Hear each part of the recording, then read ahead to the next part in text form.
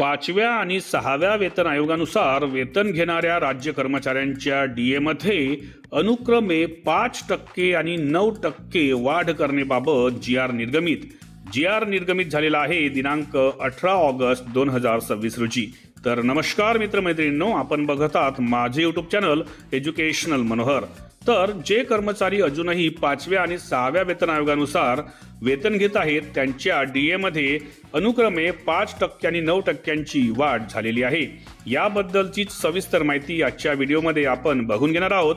त्यामुळे या व्हिडिओला सुरुवात करण्यापूर्वी हे चॅनल एज्युकेशनल मनोहर यावर आपण नवीन असाल तर हे चॅनल आपण सबस्क्राइब करायला विसरू नका आणि हा व्हिडिओ बघितल्यानंतर या व्हिडिओला एक लाईक आणि जास्तीत जास्त शेअर करायलाही विसरू नका। चला तर बघूया की पाचव्या आणि सहाव्या वेतन आयोगानुसार वेतन घेणाऱ्या कर्मचाऱ्यांच्या डीएमध्ये कशा पद्धतीने वाढ झालेली आहे। तर पाचवा आणि सहावा वेतन आयोगानुसार वेतन घेणाऱ्या सर्व राज्य कर्मचाऱ्यांच्या डीएमध्ये अनुक्रमे 5% आणि 9% वाढ करण्याबाबत एक अधिकृत शासन निर्णय दिनांक 18 ऑगस्ट 2026 रोजी निर्गमित करण्यात आलेले आहेत। आता या GR बद्दलची माहिती आपण घेऊया। तर बघा, हा तो पहिला GR आहे। असुधारित वेतन संरचनेत म्हणजेच सहाव्या वेतन आयोगानुसार वेतन घेणाऱ्या राज्य शासकीय व इतर पात्र कर्मचाऱ्यांच्या अनुदेय महागाई भत्त्याच्या दरात दिनांक 1 जानेवारी 2026 पासून सुधारणा करण्याबाबत हा GR काढण्यात आलेला आहे।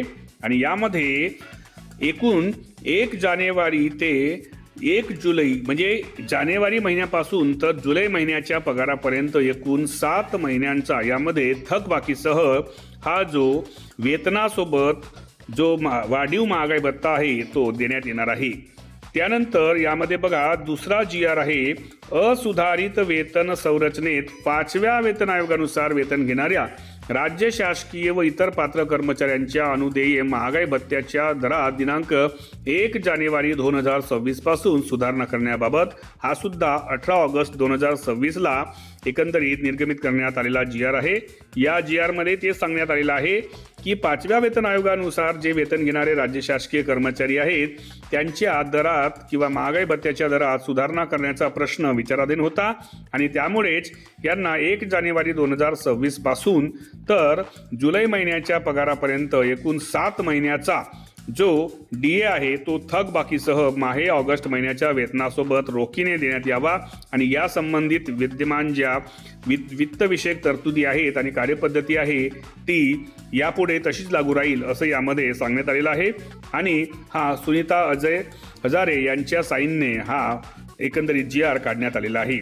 तर एकंदरीत पाचव्या वेतन आयोगानुसार आणि सहाव्या वेतन आयोगानुसार जे वेतन घेणारे राज्य शासकीय कर्मचारी आहेत त्यांच्या DA मध्ये 5% आणि 9%ची वाढ करण्याबाबत दिनांक 18 ऑगस्ट 2026 रोजी हे 2 GR निर्गमित करण्यात आले होते। याबद्दलची सविस्तर माहिती आजच्या व्हिडिओमध्ये मी आपल्यासाठी घेऊन आलो होतो। अशाच पद्धतीचे माहितीपर व्हिडिओज आपल्याला बघायचे असतील तर त्यांची प्लेलिस्ट या व्हिडिओच्या डिस्क्रिप्शनमध्ये इन्फॉर्मेशन एज्युकेशनल मनोहर या नावाने देण्यात आलेली आहे। त्यावर जाऊन आपण ते व्हिडिओज पाहून घेऊ शकता। TETची तयारी करणाऱ्या विद्यार्थ्यांसाठी TETचे महत्त्वाचे व्हिडिओज जर आपल्याला बघायचे असतील तर त्यांची प्लेलिस्ट या व्हिडिओच्या डिस्क्रिप्शनमध्ये TET एज्युकेशनल मनोहर या नावाने देण्यात आलेली आहे। त्यावर जाऊन आपण TETचे व्हिडिओज पाहून घेऊ शकता। अशाच एका व्हिडिओमध्ये पुन्हा एकदा मी आपली भेट घेणार आहे। तोपर्यंत माझ्या सर्व कर्मचारी बंधू भगिनींना माझा नमस्कार।